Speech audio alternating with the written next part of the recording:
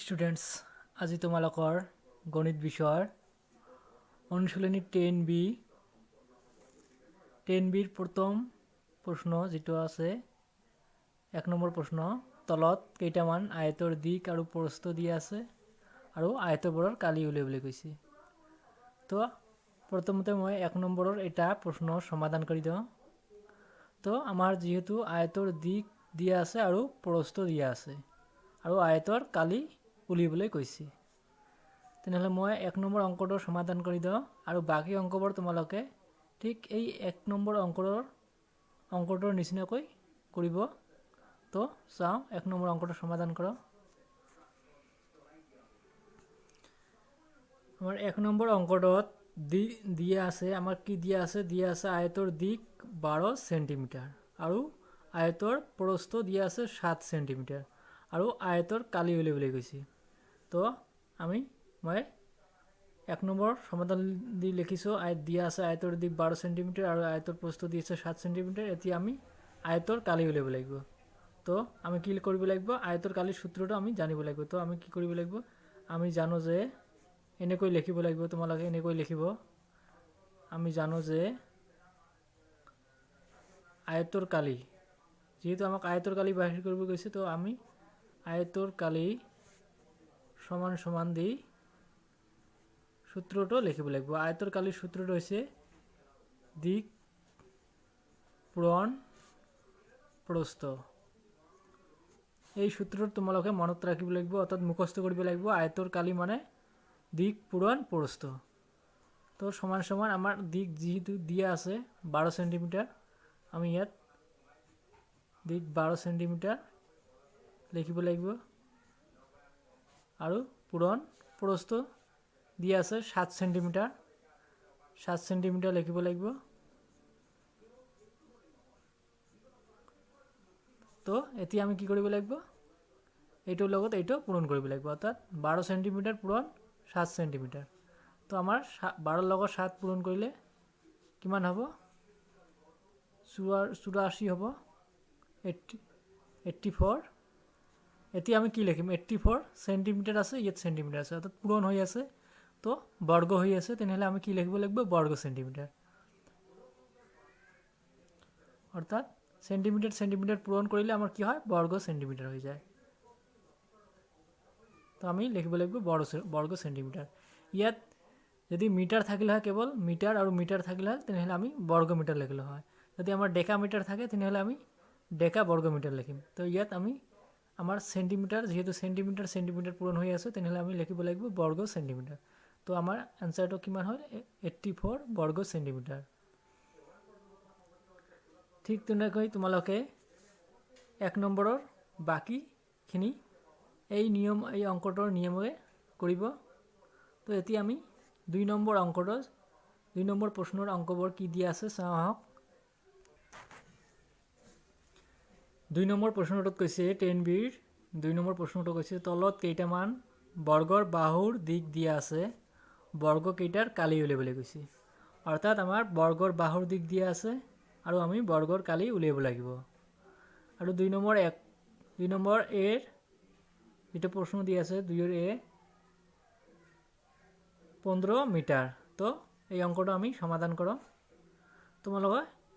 এই 1 নম্বৰ অংকটো মই যেনেকৈ কৰি দিম ঠিক তেনেকৈ ঠিক একে নিয়মেৰে বাকিবোৰ কৰিব তো 1 নম্বৰ অংকটো সমাধান কৰোঁ আহক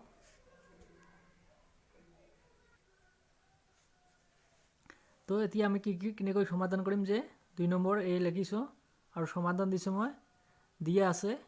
বৰ্গৰ বাহুৰ দিক যেহেতু আমাৰ প্ৰশ্নত দিয়া আছে বৰ্গৰ বাহুৰ দিক 15 মিটাৰ তো এতিয়া আমি কি লিখব বৰ্গৰ কালি উলিয়াব লাগিব তো আমি কি কেনেকৈ লিখিব যে আমি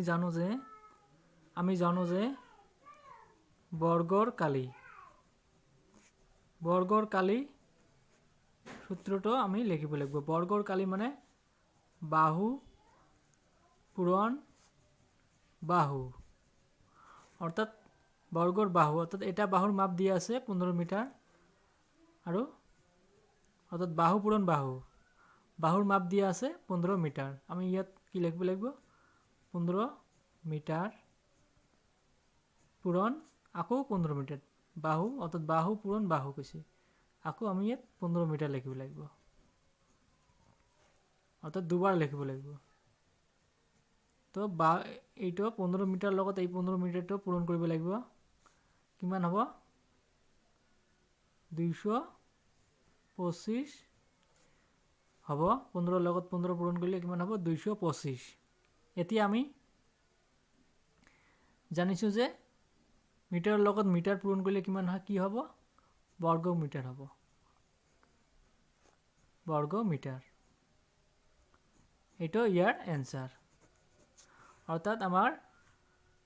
বর্গর বাহুর দিক দিয়ে আছে 15 মিটার আমি জানো যে বর্গর কালি মানে বাহু পূরণ বাহু এইটো সূত্র হয় তোমালোকে এই সূত্রটো মনত রাখিব লাগিব বর্গর কালি সূত্রটো কি বাহু পূরণ বাহু তো বাহু পূরণ বাহু হয়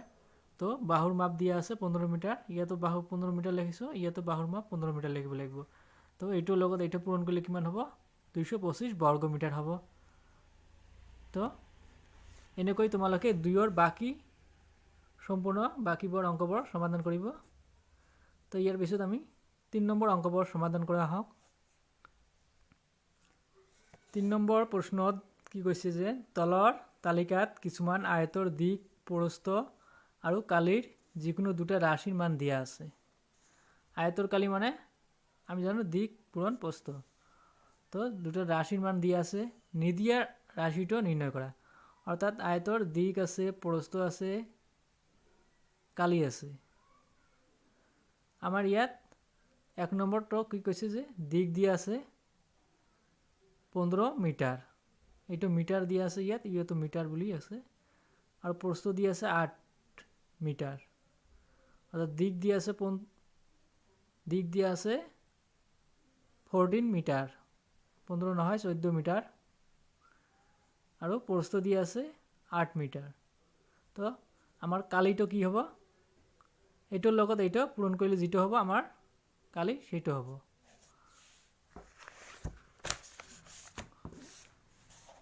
অর্থাৎ 8 এই 14 লগত 8 পূরণ করলে কিমান হব আমার ইয়াত 112 হব তার পিছত কি কইছে দিক দিয়া নাই প্রস্থ দিয়া আছে আর কালি দিয়া আছে আমি জানো যে কালি মানে কি দিক পূরণ প্রস্থ আয়তের কালি মানে কি আমি সূত্রটা পড়িছো দিক পূরণ প্রস্থ তো দিক আর প্রস্থ পূরণ করলে যেটা পাও সেটা হবে আমার কালি আর ইয়াত কি কইছে 2 নম্বরটাত আমার প্রস্থ দিয়া আছে আর কালি দিয়া আছে এটি আমার দিকটো কি হবো অর্থাৎ এইটোরে আমি এটক ভাগ কৰিব লাগিব আমি জানো যে দিক আয়তের কালি হইছে দিক পূরণ প্রস্থ অর্থাৎ কালি দিয়া আছে যেহেতু প্রস্থ দিক নাই প্রস্থ আর কালি দিয়া আছে তেনহলে এইটোৰ লগত এইটো ভাগ কৰিলে কি হ'ব আমাৰ 18 হ'ব ইয়াত 18 হ'ব এইটোৰ লগত অৰ্থাৎ 17 আমি 306 ভাগ কৰিব লাগিব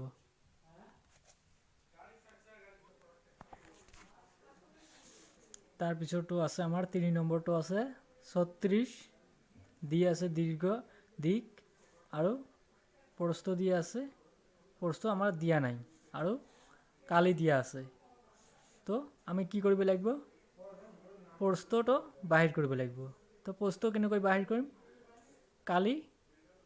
আমি প্ৰস্থ বাহিৰলে অৰ্থাৎ দিক আমি দিগেৰে কালি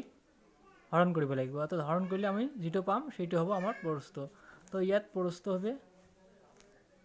25 আমি 36 রে 36 রে 900 হরণ করলে আমি 25 পাম তো তার পিছতো আমার কি আছে দিক দিয়া আছে প্রস্থ দিয়া আছে কালি বাহির করবে লাগে আমি কি করবে লাগে আমি জানো যে আয়তর কালি মানে দিক পূরণ প্রস্থ অর্থাৎ এইটোর লগত এইটো আমি পূরণ করলে যেটো পাম সেটো আমার আয়তর কালি হবো তো ইয়াত কালি কিমান হবো 396 অর্থাৎ এই 22 লগত 18 পূরণ করলে আমি 396 পাম তার পিছতো আমার দিক দিয়া নাই প্রস্থ আছে আর কালি আছে তো আমি কি করবে লাগবো প্রস্থরে কালি হরণ করবে লাগবো তো হরণ করলে আমি যেটো পাম সেটা ওই মই আমার দিক হবো তো দিক কি হবো আমি 45 এর 2430 হরণ করলে আমি 54 পাম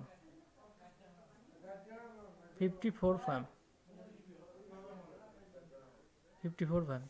তাৰপিছতো আছে আমাৰ দিক 60 60 আৰু প্ৰস্থ দিয়া নাই আৰু কালি আছে 960 তো আমাৰ প্ৰস্থ কি হ'ব এইটোৰে আমি এইটোক হৰণ কৰিব লাগিব যেটো দিয়া আছে দিগেৰে আমি কালি হৰণ কৰিলে আমি যেটো পাম সেটো হ'ব 16 তো আজি এইখিনি পাঠদান আছিল পিছৰ পাঠদানত আমি 4 নম্বৰ আৰু তাৰ পিছৰ প্ৰশ্নবোৰ সমাধান কৰিম তো আজিৰ পাঠদান নিয়েতে সমাপ্ত ৰাখিছোঁ